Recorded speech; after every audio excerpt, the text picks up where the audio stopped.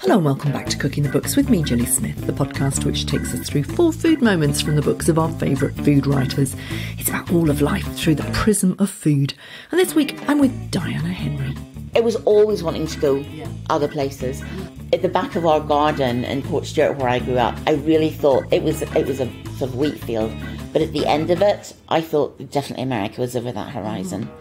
The new edition of her 2005 book, Roast Figs, Sugar Snow, is a lyrical walk through the autumn leaves and winter wonderlands of her favourite food places, as she shares the delicious finds that have made her one of Britain's most well-respected food writers.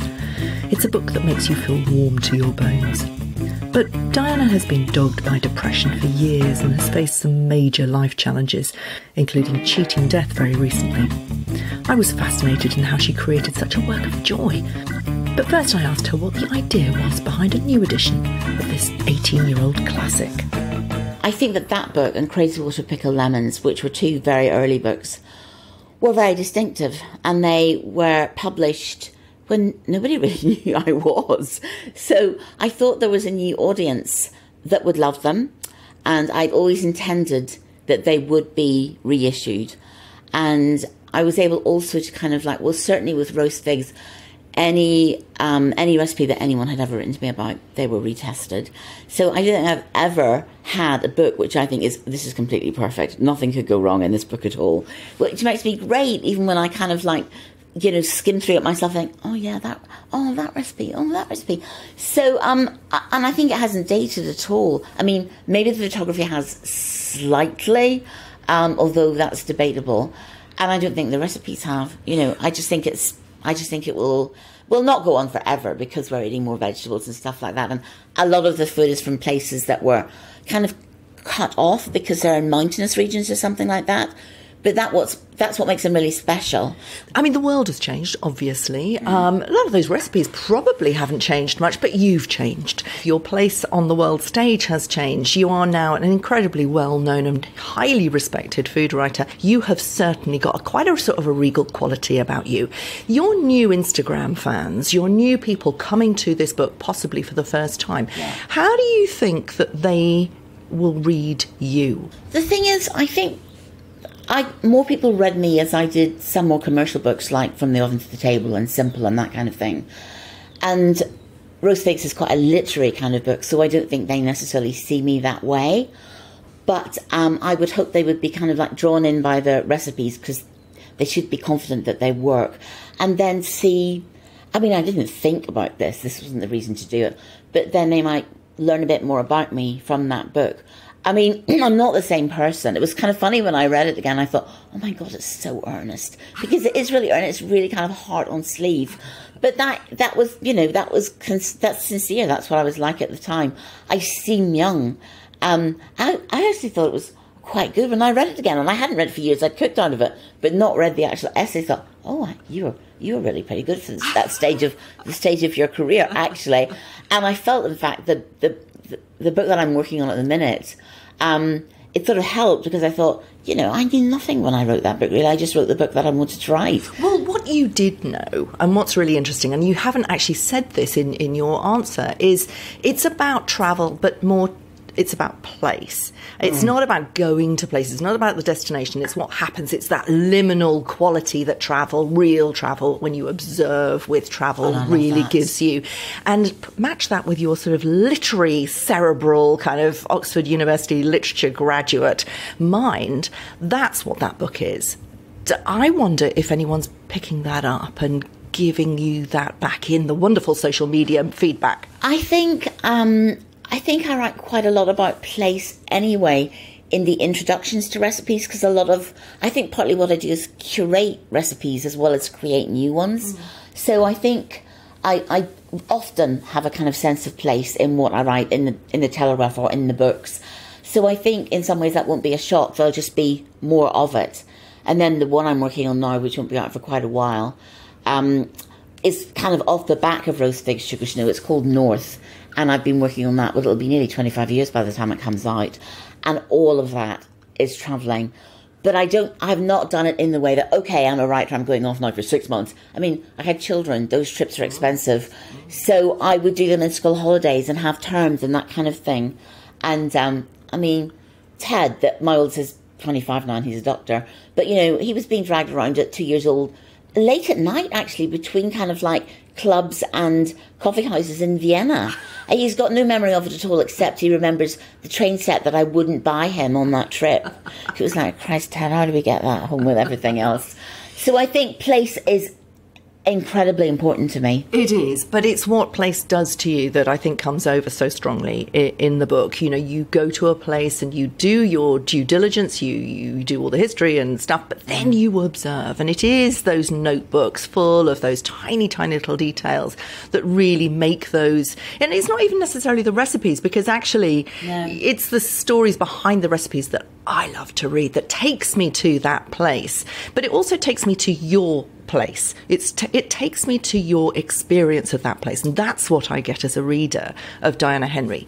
And I hope people relate to that. I mean, somebody actually on Amazon said about How to Eat a Peach, which was very much about places and food. I don't really care what, I mean, it's a nasty review. I don't care where she is. I mean, who is this woman? And why is she kind of like, why is everyone in Europe? And it's like, well, because that's mainly what I could afford to do as soon as I started travelling. But I didn't travel till quite... I mean, we didn't travel as a family because there were 4 children on my father and mother and lived in Northern Ireland. So it was expensive to get anywhere. So I didn't go abroad until I was 15 or 16. And then I went to France. And that was my first time on a plane. And I was very focused on getting to France. But I looked out the window as we were kind of like, airborne. And I thought, and nobody told me this. Look at this. Look at the clouds. Amazing. Well, actually, when we first met, we were talking about How to Eat a Peach. The image of you that has stuck with me from that conversation was the little girl on a picnic rug in Northern Ireland, watching the planes fly by. Yeah. And you said we always dream of leaving, as Northern Irish people always dream of leaving. I certainly did. And that comes from a place of hardship, the Troubles. Yeah, hardship. I don't know, that's a funny word. I think... misery, maybe, but that's an even worse word in a way. Well, it's collective hardship, isn't it? It's a place which... Yeah, I didn't grow up in an easy time there. I mean, I wasn't in Belfast. I was about 50 miles north of Belfast. But the Troubles were really all-pervasive in a way that you really didn't realise at the time. I mean, there's a fantastic documentary on recently, Once Upon a Time in Northern Ireland, documentary series, which I started to watch it. I watched 5 hours straight through and went to bed at 6 in the morning. And I got the children to watch it, and they just said, there's people, it's kind of like petrol bombing, it's explosions, kind of like troops everywhere, security checks, you have to all your bags checked and everything, and that's what it was like. And we took it as normal. And going to Belfast, to go shopping, M&S quite often was a target for incendiary devices, so we always had to make arrangements for where we would go if there was a bomb scare, but then also where we would go beyond that, because quite often what would happen is they do one place, then they think where people would go to, then they put something there as well. So you had to have your wits about you. And I don't think I realised at the time how stressful that was, actually, and not just the danger of what would happen, but the hatred. It's really horrible growing up in hatred. Yeah, and it's interesting that you turn to books, and I wonder if there's escapism. Absolutely. Totally. That's what I read in all your books, is this ability to escape. And that's what I mean by taking us with you as the reader. You're escaping, and you take us into this very lyrical world. And the way that you describe food is visceral, so we can taste it and feel it. And I think that I wonder how much that has to do with the little girl trying to sort of escape into her head. I mean, you talk about your teacher reading you Laura Ingalls Wilder. Yeah. And actually that's your first food moment. So, but that's a wonderful escape. It's a wonderful image on these. No, I read endlessly. And I would go, actually, if I went into the spare room, I could slide under the bed on the far side of it, under it, and nobody could find me.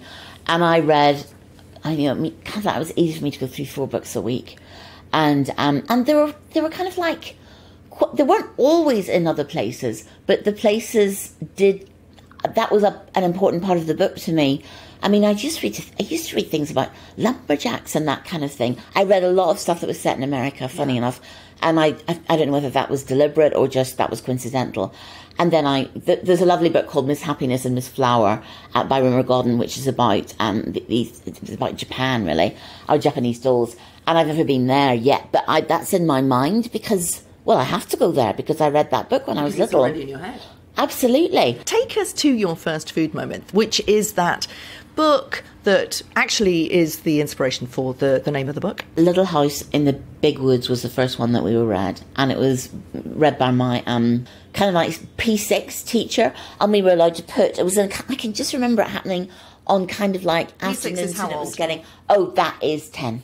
So on afternoons when it was just starting to get dark and they turned the lights on in the classroom, and she said, okay, you can put your heads down. So we used to put our heads down on our arms, and she used to read us this stuff. And it's funny when you reread them again because there's not a huge narrative. It's mostly about making food. It's about, deciding you're going to put the pumpkins in the attic, making stuff to put up, as they say, for the winter. So there's an awful lot of practical kind of preparation in them. But it was in the snow, which is another thing I absolutely love. It was in the snow, and it was about a family life, but a good family life. So there was a sense of place, there was a family life, and I loved the chapter about maple syrup. What they did in the book, and they do still now in wherever maple syrup is produced, they boil it up. And when it gets to a certain temperature, you can then pour it onto snow, and it becomes a kind of toffee. And it just seemed amazing to me that you get this thing out of trees. Well, it's quite magical, and also you don't do much with maple syrup. The sap comes out, you tap it, and it goes into a bucket. Or now they have kind of these systems of tubing, and then you boil it, and you boil it until there's a special thing you do is you've got to lift it on this kind of like metal plate, and you should see it. They call it sheeting. It kind of like drips at a certain kind of viscosity, and then that's ready, and then it's put into containers. And I went to Vermont eventually during sugaring season, which is what they call it there, and I just loved it. We got in it quite late one night, and there was a moon, and kind of like it was a very starry night.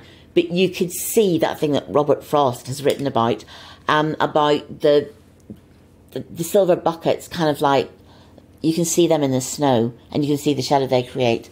And I spent a long time with this guy called Willis Woods. He might still be making it, I don't know. But when they make the syrup, it's constant because, it doesn't stop flowing. So they keep boiling it, and then they have little naps in the sugar house. And all of these little houses are kind of like the smoke coming out of the top of them. And I thought, I loved it. And I also really love the flavour. But I love the bit in the book where you said, "How will I know when I see the snow sugar houses?" I know. You said they're all smoking. They look like they're on fire. Fire, yeah, because they've all got the kind of like fires under the big cauldron. I love the flavour because the other thing is kind of, you would think that maple syrup is produced in the autumn. It's not. It's produced on the cusp of winter and spring. But it tastes very much like, it's tawny. It sort of tastes like leaves or something like that. You think it would be flavoured with those in a way. But no, it's a very sweet thing, but and seems autumnal, but it's in that another part of the year, which is interesting. Yeah. And I got to go to a sugar on snow party in Vermont, which I thought, oh my God, they're not really going to have those. They have them. You see notices all over the place, particularly on kind of like village hall doors or kind of church hall doors, kind of like, sugar on snow party. And what they generally have is ham, beans, baked potatoes, sometimes coleslaw, and they have the sugar on snow, and they have warm cider as in apple juice, because they call proper cider hard cider there. But this is what people gather to do. I read a lot of stuff that was set in America, funny enough, and I don't know whether that was deliberate or just that was coincidental. I have got very romantic notions, which are, misplaced, I know, about America, but I think that's from growing up as it was a place we were going to go to. And also, I grew up in kind of like 70s and 80s, and that culture was absolutely... Yeah. It was just fundamental to kind of like... The American dream, still, yeah, really, I think it? so, yes. I did an interview actually with a woman from New Yorker, and she said that what she got from me was just a sense of yearning.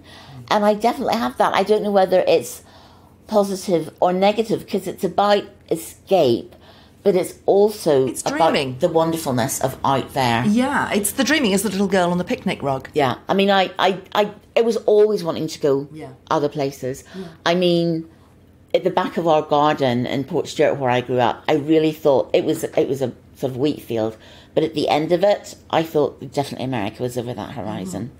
And I thought a lot about America. Well, not unsurprisingly, because most of the Irish migrants went to America. The whole country would have been talking about America. It would be in its bones. Well, there was a sense that, that was kind of like you went there. The world. But also, getting to London was the sort of thing. I was more worried about coming here. I felt it was culturally, and I was right, culturally very different. And it took me quite a long time to settle down. But the yearnings were for everywhere. Yeah. Paris, New York, wherever. Yeah. And I'm still like that. Yeah. I'm like a kid about going places. And I still do as much research, even if I'm not even going to write about it. Like I went to Poland this summer. I was like, Krakow, oh my God, it's fabulous. And the bakeries in Warsaw. I mean, I basically arranged to go to Poland so that I could meet this fantastic woman called Monica, who's got 4 bakeries, self-taught baker, taught herself after she'd been to California for a while. And it was just the highlight of the trip, was being with Monica and talking to her and eating the wild blueberry cakes, which, blueberries here are nothing compared to the wild blueberry things, the wild blueberries there. Yeah. It's wonderful. So it never disappoints. Yeah. And then the last thing we did this summer was I went with both my sons. I thought it might be the sort of last time we'd go on a kind of jaunt together, so we went to Paris for a long weekend. And that was brilliant. I've been to Paris loads of times before, but one evening actually we had arranged to do too much on this particular day, so we had a dinner booking, but we'd been intending to go to the Eiffel Tower before because it's lit up, and my youngest had never been there before, so we just got in an Uber, and it's kind of funny, you put in Eiffel Tower just in your destination, and as we drove there, we kept seeing it kind of like down streets, and it was huge. And then we got there and he left us off right at the foot. And as soon as we got out, it was lit up. Then it started doing its glittering thing, its sparkling. And it was just like, totally, I was like a kid. And so were my sons, which is like, look at this. This is unbelievable. Oh my God, I'm so glad. You see, this is meant to be. We're here now because we were late, and now we can see it, and it's the best time I'd ever seen the Eiffel Tower. And I've been going since I was like 20. Yeah. And that sort of childish delight is the thing that kind of goes all the way through the book. I think it's just everything's so interesting, so fascinating. But most of the book is in Europe, and your second food moment is in Scandinavia. The Danish roast pork with pickled prunes and cucumber. Oh my God, I can't wait to make this. This is so unctuous. Tell us why you chose this of all the recipes in the book. Because this is the first dish, the very first thing I wrote the first time I went to ate. That's interesting, isn't it? When I went to Scandinavia, so I went to Copenhagen, and it was near Christmas, and it just started to snow badly on the way into the city. And by the time we got to the hotel, I mean, there's nothing open, and they didn't have their restaurant open. So I said, look, we haven't eaten for hours. So they brought this dish up with rye bread. In your hotel? In the hotel, yeah. So it was the pork with the crackling and pickled prunes and quick pickled cucumber. I mean, that's kind of like Legion. You do that all the time in Scandinavia. And I just thought, and with beer. And I just thought, wow, nobody cares about this food. Because they just think Scandinavia, at that time, definitely. And I thought, I think there's something to this place. So I went there, and I've been back loads and loads of times. I went on to do Finland and Sweden and kind of everywhere, really. And Norway, which is stunningly beautiful. So I feel I've kind of grown up with Scandinavia. I started travelling there as soon as you could actually do it commercially, and that was when kind of like cheap flights started. Yeah. And then I just kept going. Do you know, it's really interesting, that little Freudian slip you made there, where you said the first thing I wrote when I got to Scandinavia, but actually you meant ate. You write things real. I feel. That's what your recipes do. And it's interesting, we were talking a little bit before we started recording about the fact that we both came from telly backgrounds. You were a TV producer. Our job in telly was to go out and find stories, to find the kind of the top line, but then the people, to make that real, to take people by the hand and take them to a place possibly that they hadn't been. I get that very much from your writing. It's a very generous act. You sort of take people with you, but you give them, as I said before, your experience of it to introduce people to a whole new style of cuisine. It's funny that basically I want people to feel like I feel about it. That's right. Like, this is great, have it. But I find it weird when people say, that they do so often say on kind of social media, oh, you're very generous with your recipes, you're very generous with your recommendations. Why would I not be? I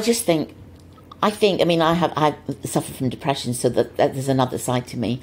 But I just basically think life is fantastic and it's very rich. And I can't believe that people are either bored or fed up, because it seems to me, oh my God, there's a never ending. Places to explore, people to meet, things to eat, new ingredients. And I just seem to kind of like gobble it all up. But then I want to give it to other people, because when people write to me and say, oh, we did exactly the restaurant you went to in Paris. Well, I don't think, okay, oh yeah, I really scored there. I think, oh my God, and were they all good? Because then I immediately think, did you like them? Did they come up to scratch? That sort of thing. But I really want people to have a good time. Yeah. Those stories are designed to make people happy, aren't they? You take us, particularly in this book, into autumn and winter, and you describe the food in this really cosy blanket of words that is designed to make us feel great.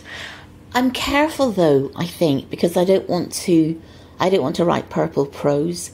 You've got to be very careful, I think, when you're writing enthusiastically. And also, I don't want it to be without substance. I mean, when I'm writing about Friuli in the northeast of Italy, I learned a lot about that place because it was very different to anywhere I'd ever been. So I had to give the background there, with the spice cellars and everything that you wouldn't expect to find in any bit of Italy.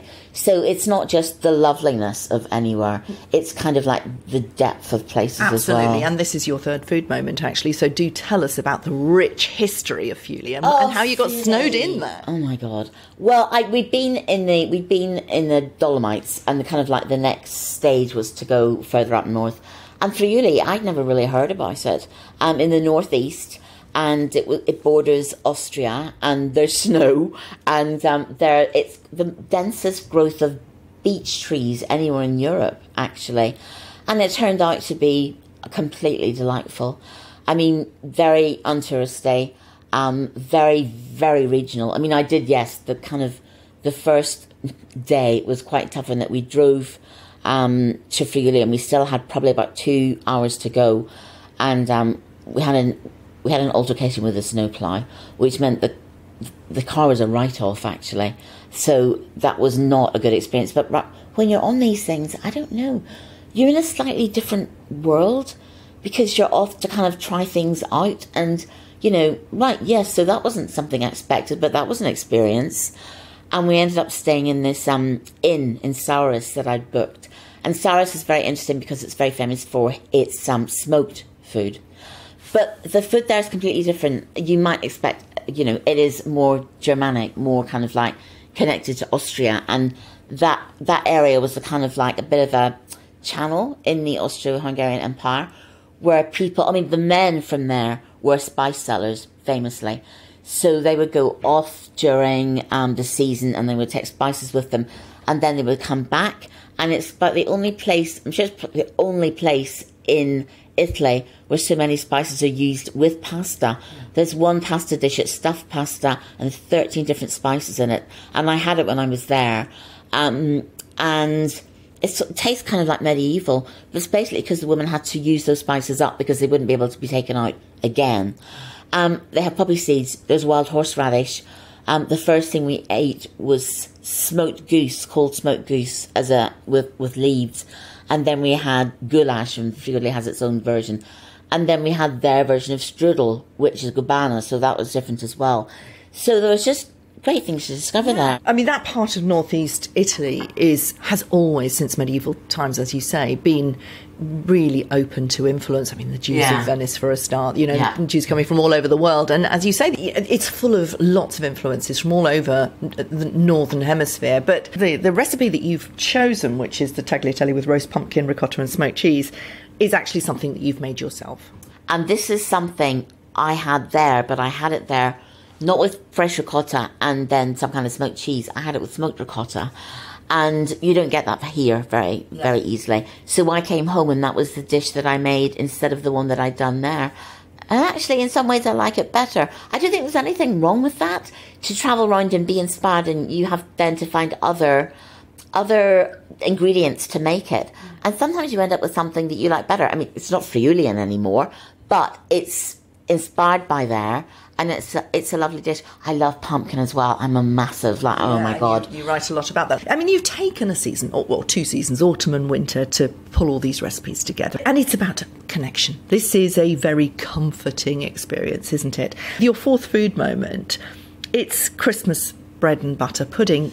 But it's not. It's all about cranberries. It's about the gloriousness of a cranberry. It's like a Christmas story. I just always wanted to see them. I mean, I've looked at pictures in magazines and they're there in the fall. So there's the blue sky, the kind of tawny gold colours of the leaves, and then these bogs, which is where they grow. And they go into the bogs with something like, they're sort of like big whisks, and they basically agitate the water so they all float to the top. So there are just then ponds and ponds of this crimson colour.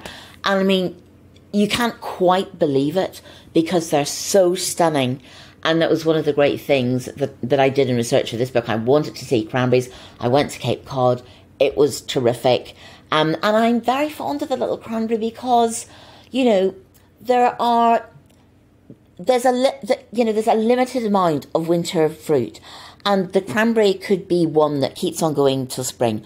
You stop being able to get it at Christmas, and it's not immediately appealing because it's bitter and you have to cook it, but it is so sharp that it contrasts brilliantly with something like if you're layering up bread and butter pudding, and there's fresh apple in that as well, and sometimes I put mincemeat into it. So it's very good for people who don't like normal Christmas pudding because it's like a very light version of that. And I just think that little cranberry is so cheering, and it's so resilient. I mean, you put those in the bottom drawer of your vegetable drawer in the fridge, they'll be there in 3 months' time, and nothing happens to them. You can keep using them. And of course, they've got such a rich history. The Native Americans, they used them right from the very beginning. Yes, to kind of dye things as well as to eat them. And what I also discovered, which I didn't know at all, is that a lot of the pickers, the people who work in the industry, are from Cape Verde, or they're from descendants of people who are from Cape Verde, and they don't think of it as something you eat with turkey, or that you do anything sweet with. They like it at the end of the season. They have a hog roast. They like it with roast pork, and it is actually great with roast pork. And the other thing about it is that in Russia, you get it mixed with horseradish. So we kind of like nearly all the ingredients that we use could be used in different ways if we just thought about it. Yeah. And I just think, to have an ingredient that takes on another kind of character and another character and another. Well, it's just brilliant, isn't it? Yeah. I've read this book 3 times now. I read it in the heat of my French summer holiday, and I tried to find mi-cuit prunes that somebody from the Guild of Food Writers had told me was in Berwick Market. Failed. I read it again when I got back, and I just read it on the train. It makes me really happy, and unusually, don't tell my listeners this, but I don't really read the recipes in books most of the time. I read the stories around. I'm much more interested in the writing and the process. But I loved reading your recipes. They actively made me happy because there's so much unctuousness about them. You just read it again. You told me just before we started recording, does it make you happy Can you, when you're feeling down, when you're feeling depressed, can you look through some of these recipes? And remember these trips? Does it make you happy? Oh yeah, definitely. I mean, because there were fantastic trips. A lot of the time, my son was very, very young when I did these. But also just, I remember the places, but also I think it's very happy making food, actually. I do flick through it, and I'm kind of doing it more now because I've got the new edition. And I go, oh yeah, I want to make that, and I added some new things which I think are really lovely as well. So I'm thrilled with it. I think it's better than the book was in the first place. Yeah, you don't get to say that very often. That's true. But no, I think it is, and especially at this time. I mean, this is a perfect day.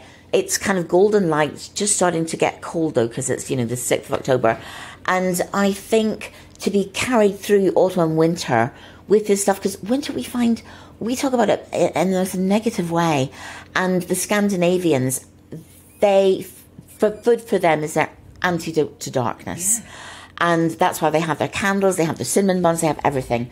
And I think through food, you can definitely make yourself more grounded, more earth, more connected, more aware of the season. I mean, summer, basically I'm trying to avoid cooking, like most people, especially now, with global warming. But in the winter, I really like that retreat back into the kitchen.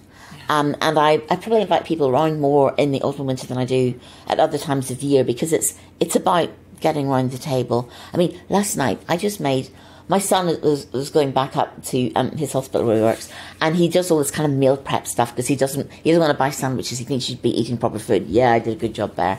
And I made him chicken paprika last night so that he could take it this morning in his little Tupperware boxes. And it was so lovely. It was such a warming dish, full of peppers, and then the heat of paprika. And I thought, hey, I am very lucky though. Do you know, I'm very lucky because these things make me happy. Yeah. They don't make everybody happy.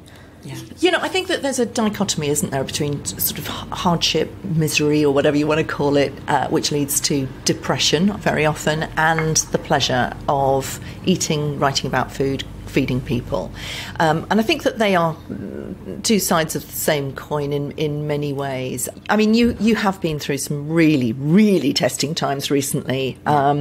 You've been through breast cancer, you've had a double mastectomy, you've been divorced twice, you've lost your father and your best friend. And last year you almost died of an autoimmune disease. Yeah.